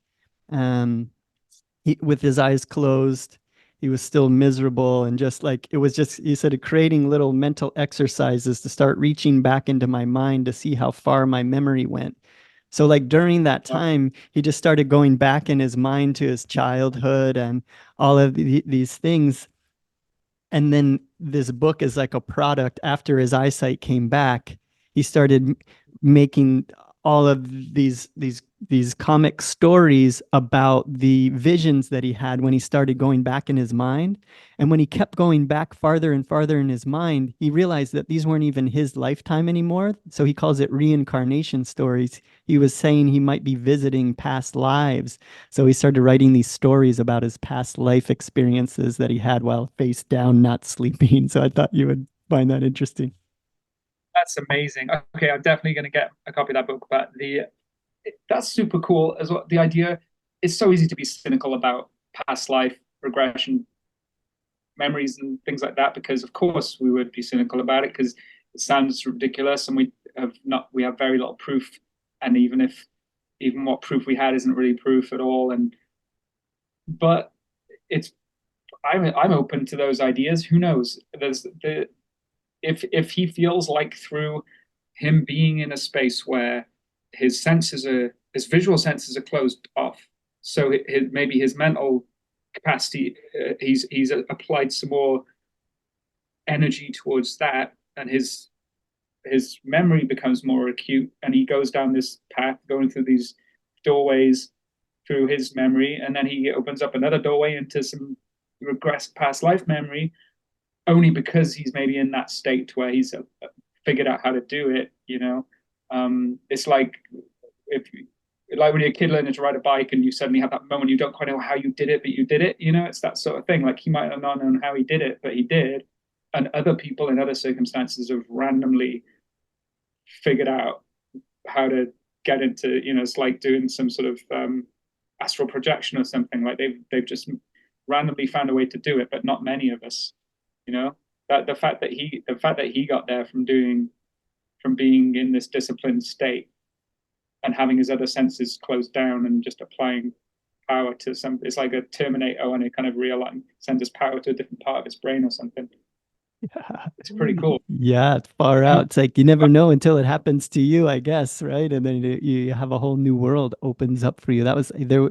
Yeah, the guy who really pioneered the whole astral projection scene here. He was having he that this started happening to him just naturally, almost in a similar way, where it was like it just started happening to him, and he was seeing psychiatrists and trying to make it stop, rather than it being something he was actively going after. Robert Monroe is his name, and it turned out to be just this combination of different sound vibrations and maybe a sound that his fan was making that created this frequency that was sending him into these like other states of consciousness where he was he thought he was just sleeping in his bed, and all of a sudden he was transported to other places. And so he did all of this research and then ended up discovering that he could help induce it with others through what he called hemisync or binaural beats, audio frequencies, and teaching people how to have astral experiences through sound. So it's, yeah, you never know until it happens to you.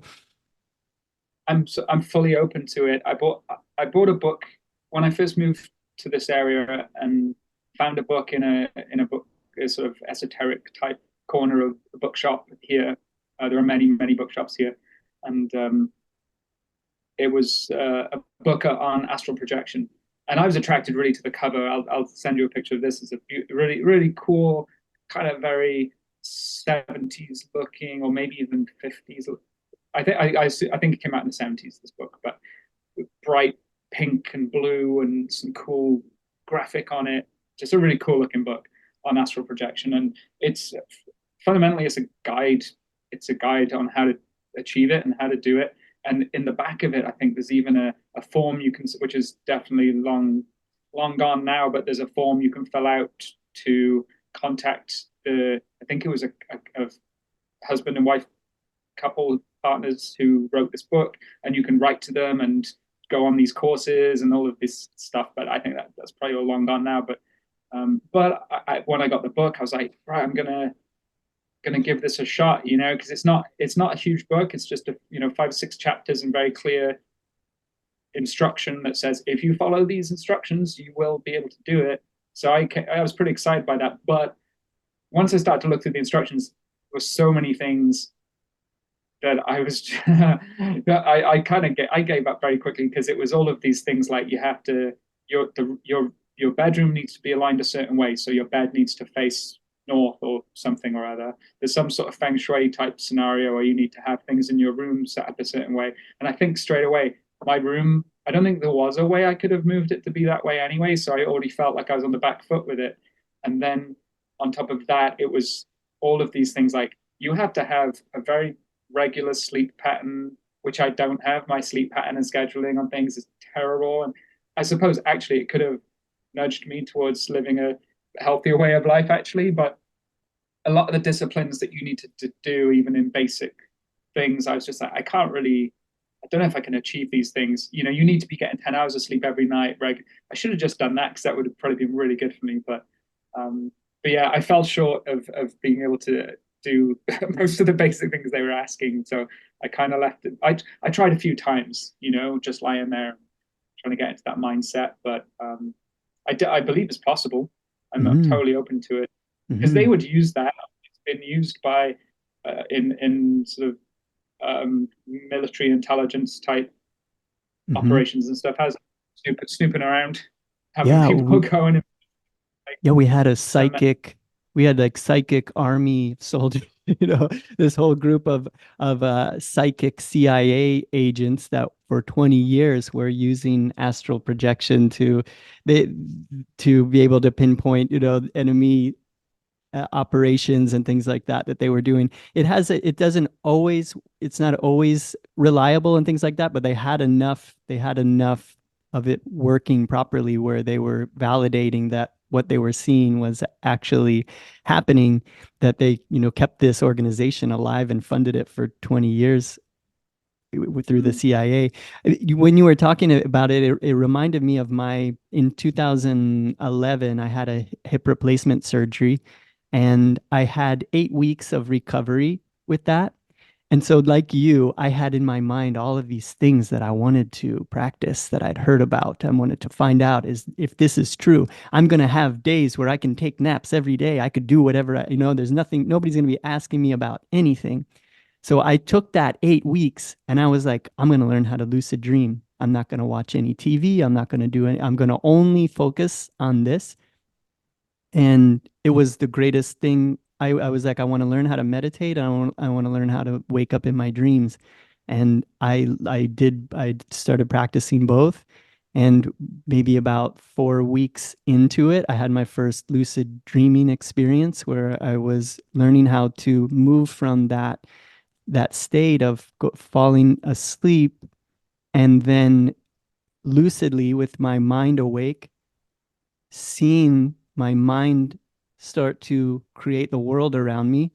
The trick is with it is it gets so exciting when you realize like you're awake inside a world of your own imagination, that it's so exciting that your heart starts beating and you get excited about it and you wake yourself up. So I remember the first time where it happened to me, it was just like, wow, like I'm really, really inside this world. And then I quickly popped out of it. But then I knew it was like, okay, I can do it. And then so it gave me that much more even enthusiasm about going back and doing it again. Hmm. Amazing. Wow. And did you then manage to keep next time around or future times to be able to be in it longer? Yeah, while I was doing that practice, it was the coolest thing. Like I was talking to everybody, I'd like, have you practiced lucid dreaming? I mean, because you can really, it's like a virtual reality world of with no technology needed. So the way that I was Yeah. doing it, I was using a hypnosis audio. Basically, it was just having me walk into the same situation every night in my dreams. So I'd be out, Mm. walk onto this beach, feel the sand under your feet, see a little boat, get in the boat, start paddling the boat, go across the water, see a little island, pull up on the island, get out of the boat. So I was doing that on a regular basis, this same sequence every night until eventually when I would be rowing across the water, halfway across the water, I would wake up in the boat and I could keep paddling the boat or I could fly if I wanted to. I built a house on the island. I had artwork that I was seeing inside that house. I was designing it. I had a pool out front. I was surfing on the waves in front of it. It was amazing. After I didn't have those naps every day, I lost the ability to drop into that on a regular basis, but then it led me into my meditation practice that I have now where I can quiet my mind and go into just more peaceful, blissful states of consciousness. That's so cool. So when you're in that liminal state, or when you're in that state between waking life and dream life, you are you just lying, thinking, visualizing that place and that experience as you're drifting into sleep? So you're just actively creating that, putting yourself in that world, and then you kind of blur the lines between the two.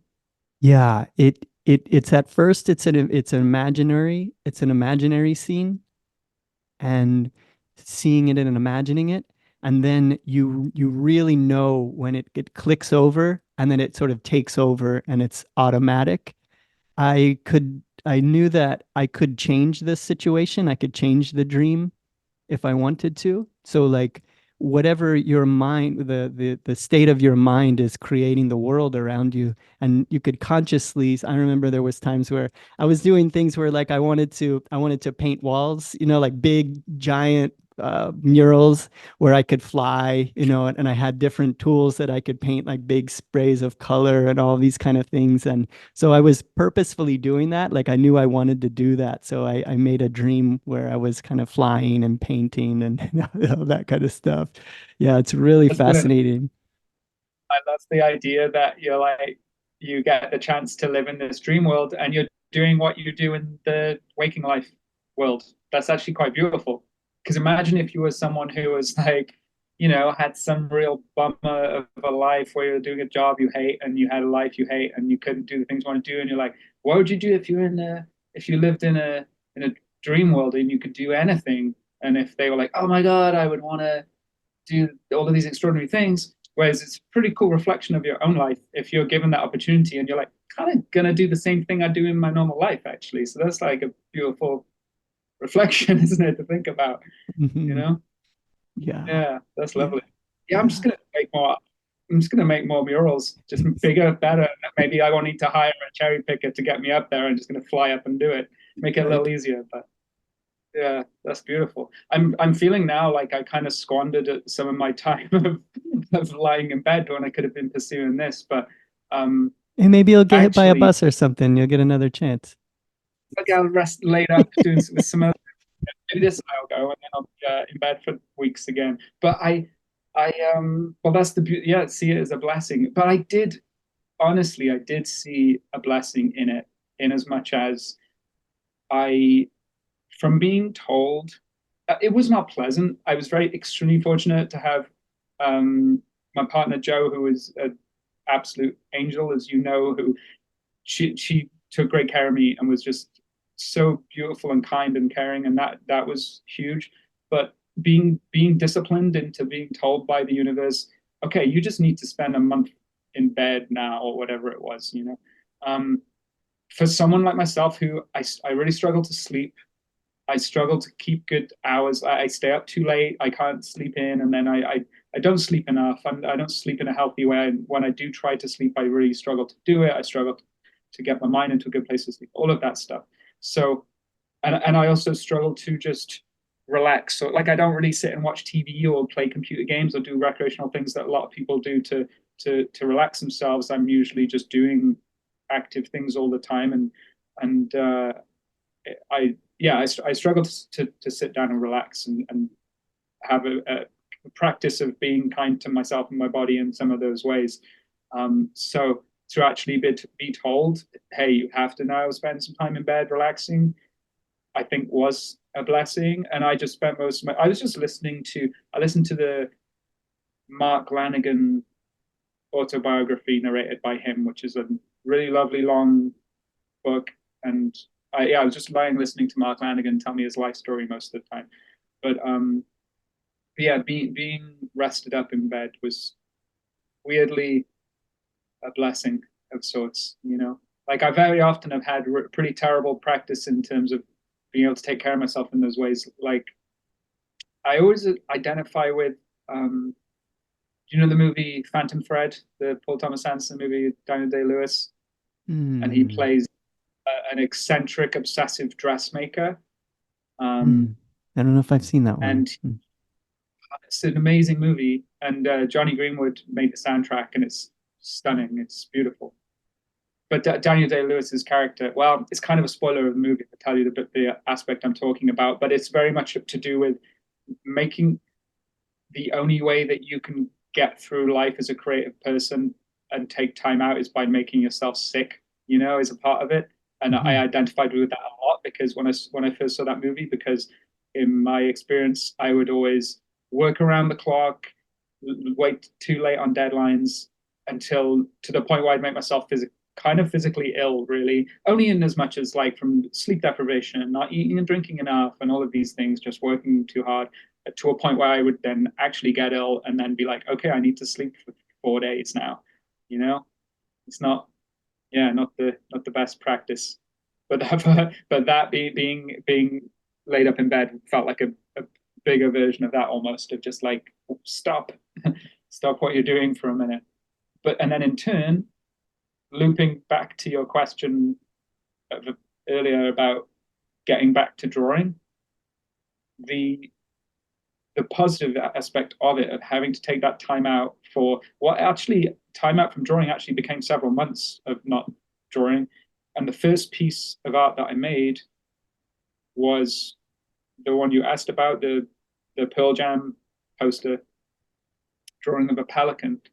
And that was the first time in a long time, apart from the painting, that was the first time where I went back to it, and after taking time out, I actually really enjoyed it again.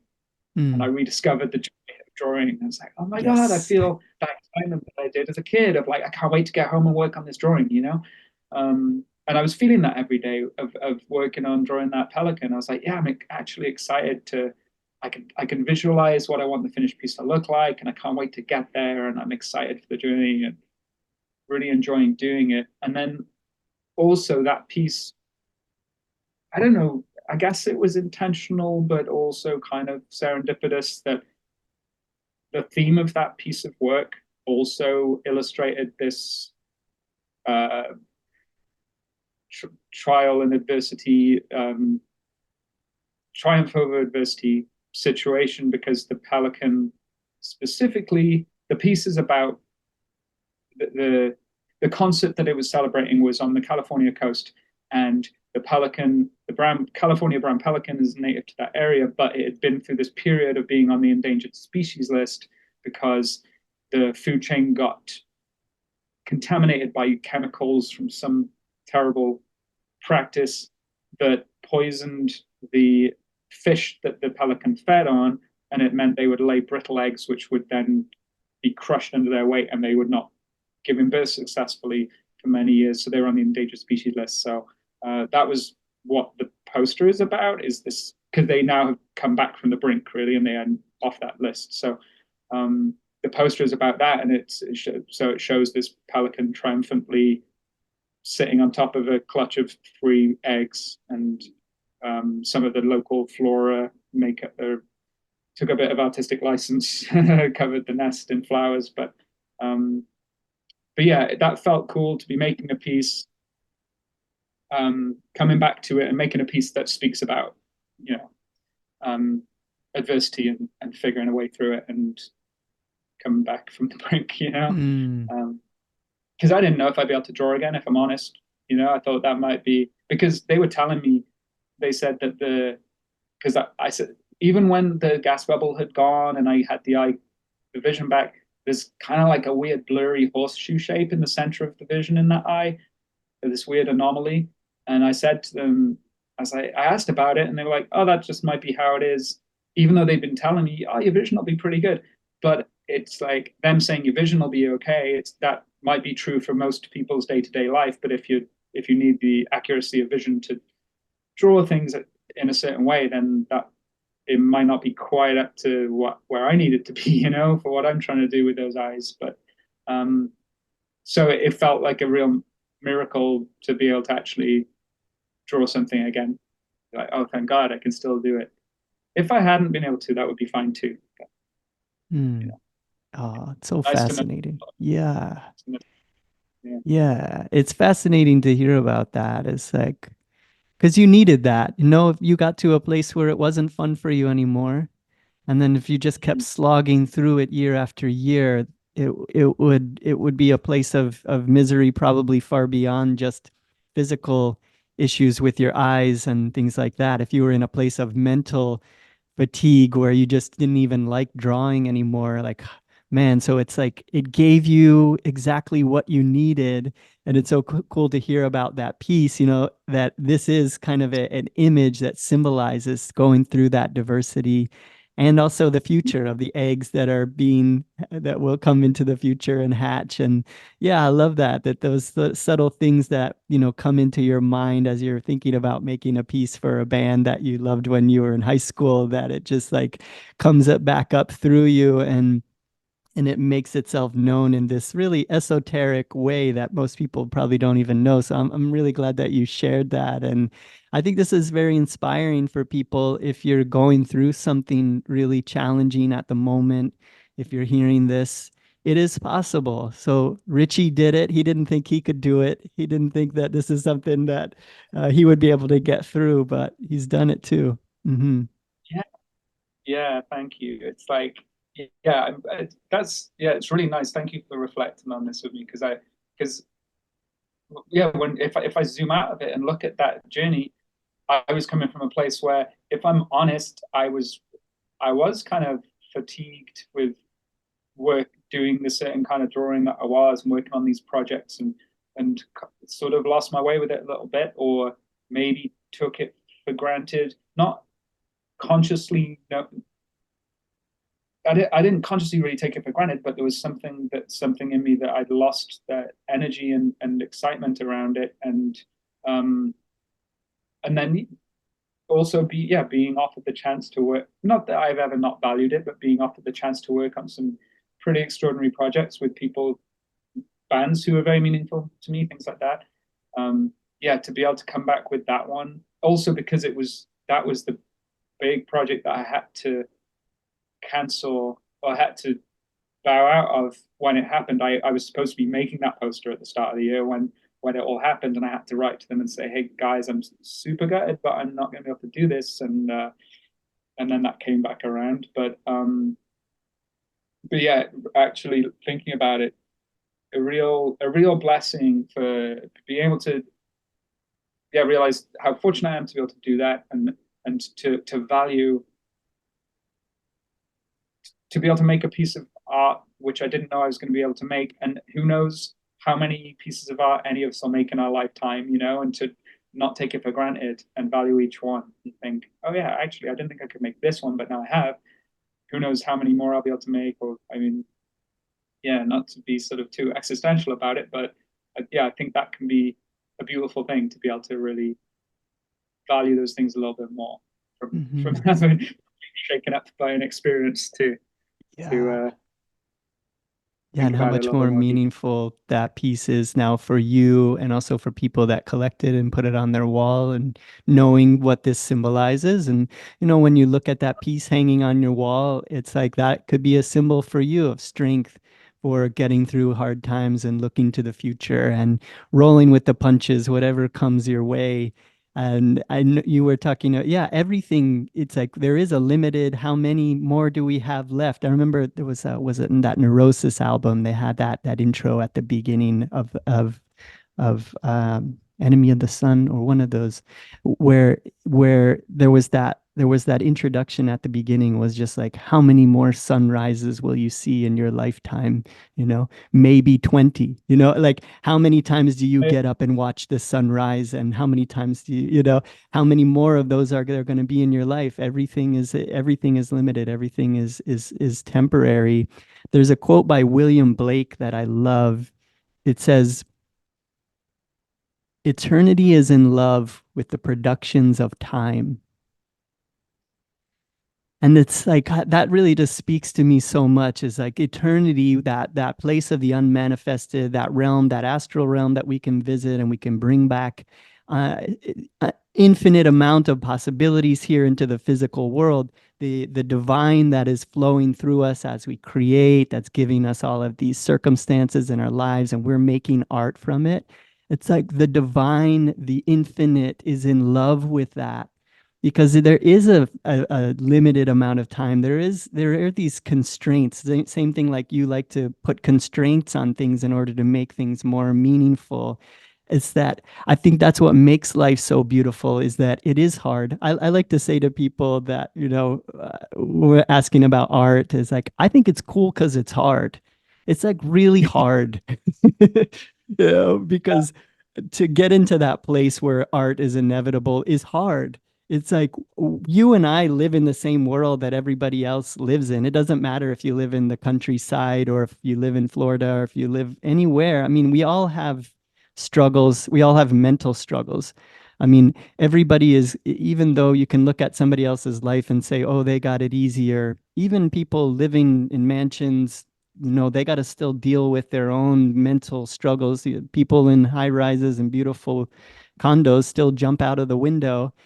It's still, we all live in this world that is like, is very tough.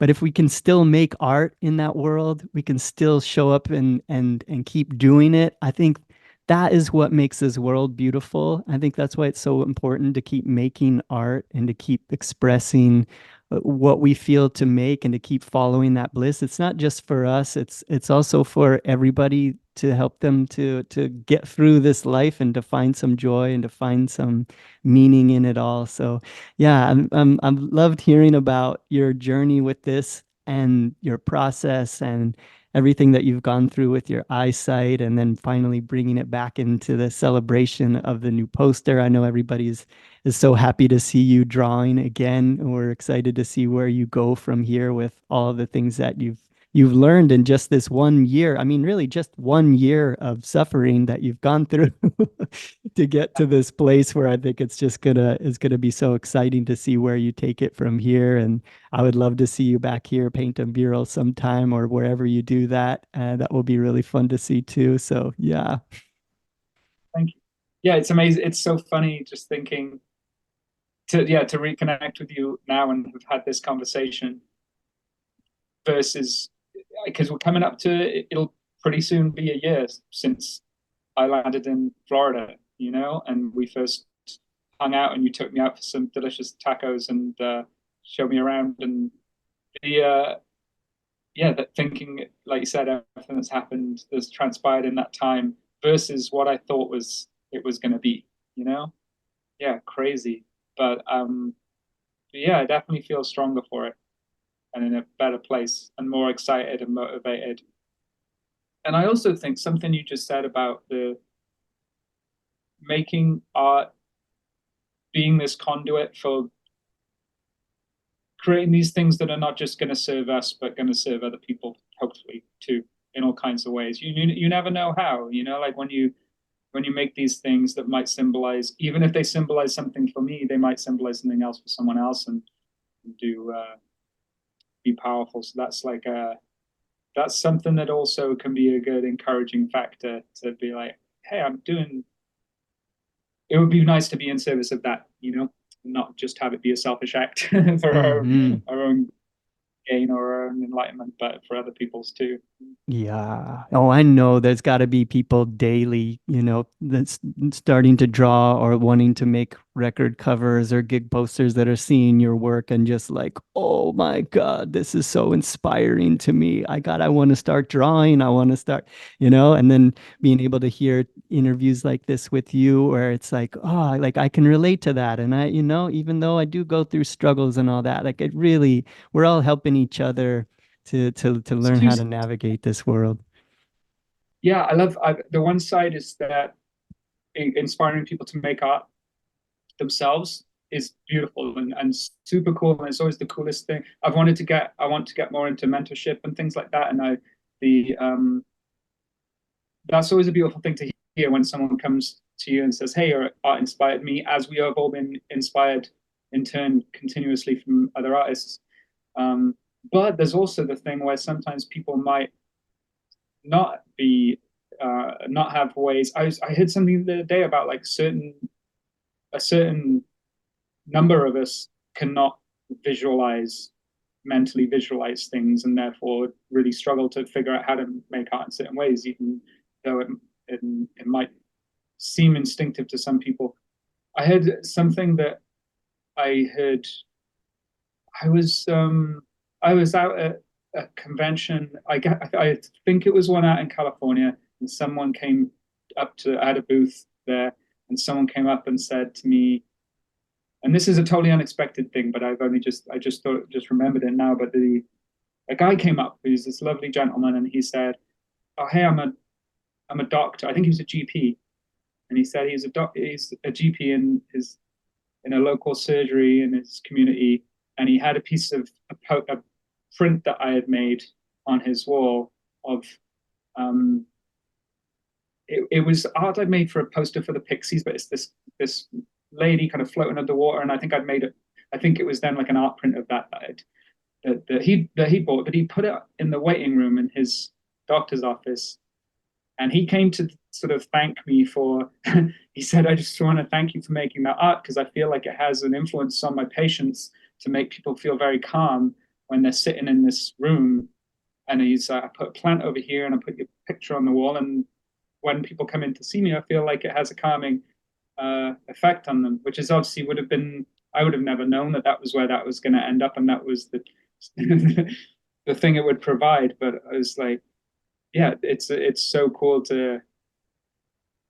I guess that adds to this level of not responsibility, but just something that we never know how we can help people with putting art out into the world. Mm-hmm. If Yeah. if we have the ability to visualize it and make things in a visual form that might help people also articulate their own feelings or recognize their own feelings or influence them in some way. Yeah, absolutely. That's a big part of why I make art.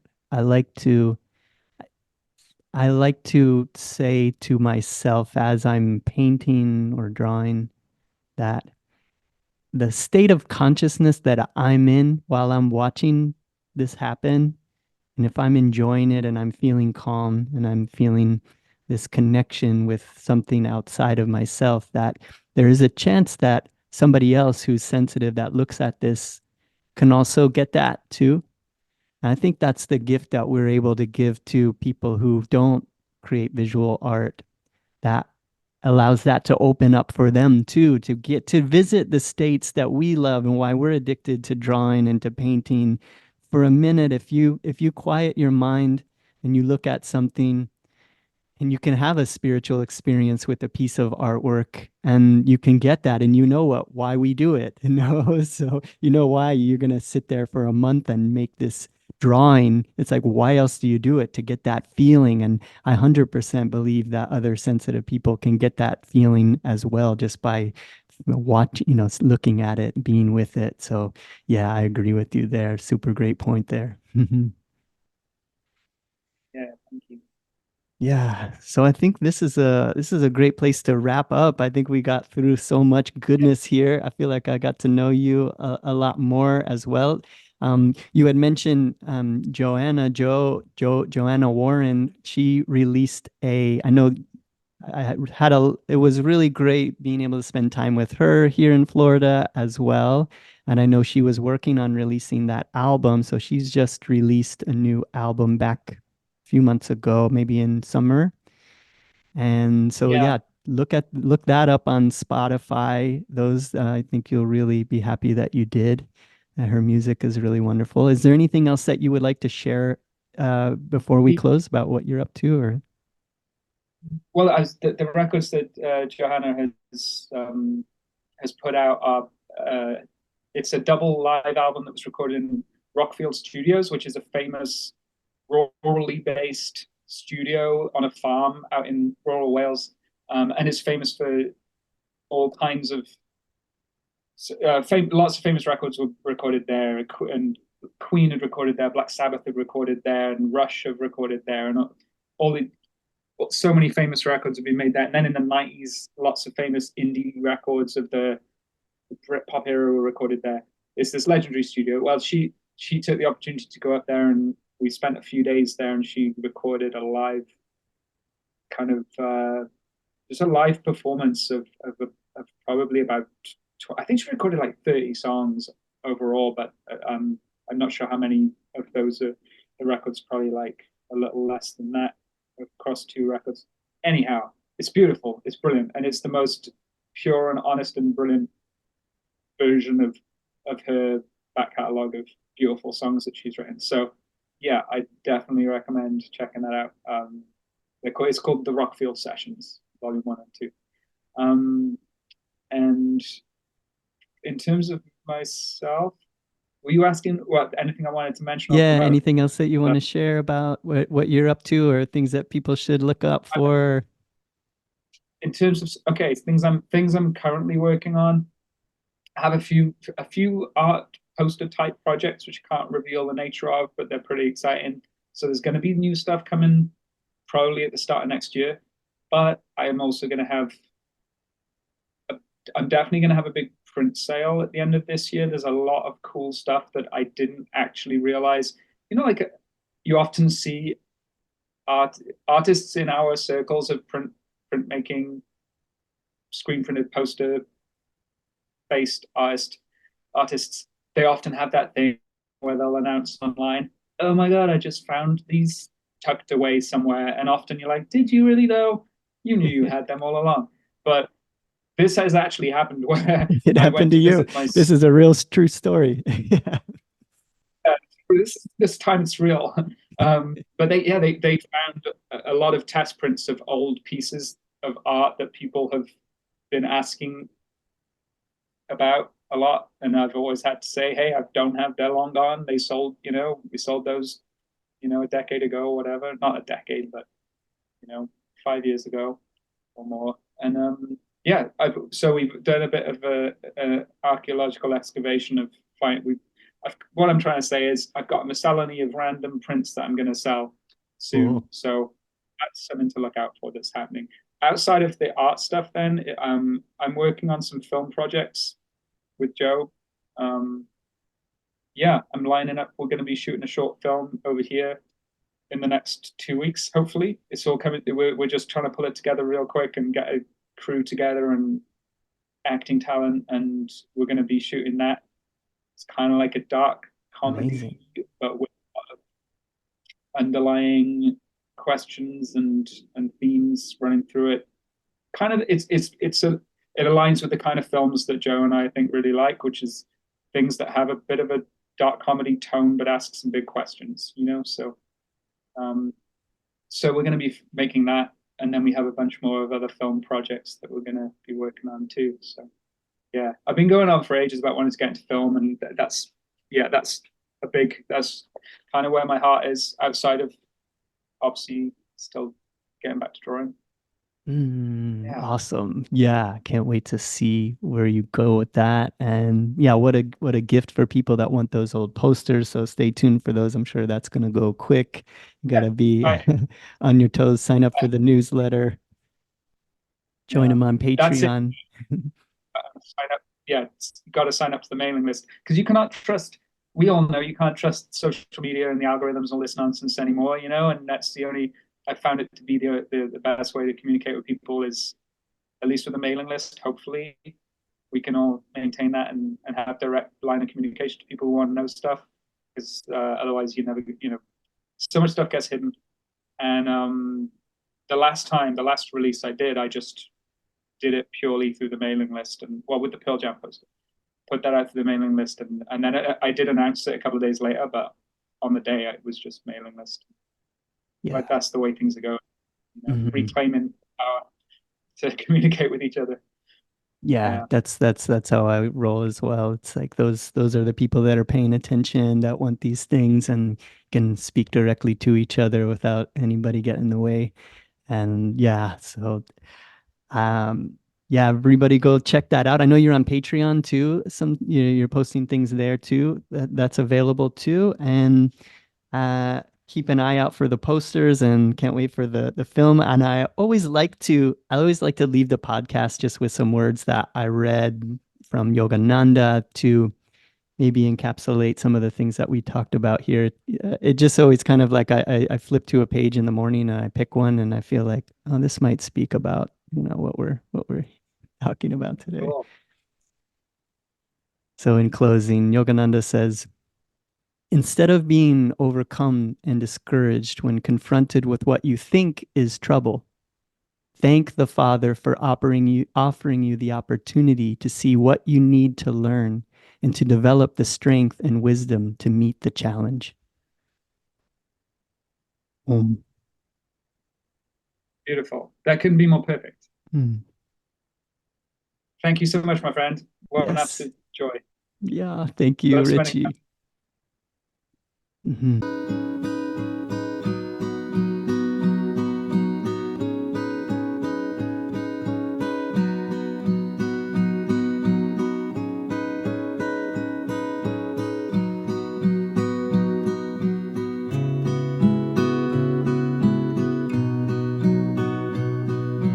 My malaise was molten metal, twisting into golden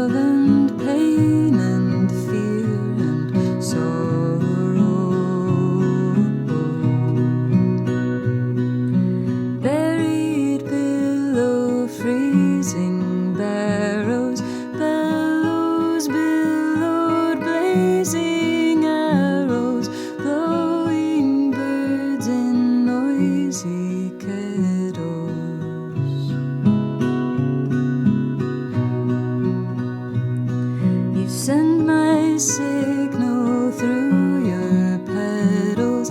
Sad setting moon slowly settles behind your gray eyes, so cold and narrow. Steal what you cannot borrow.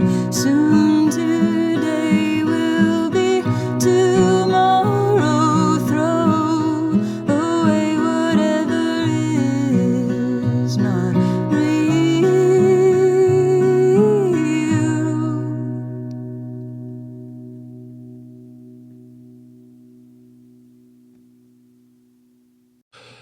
For more episodes, visit seekersoftheeternal.com.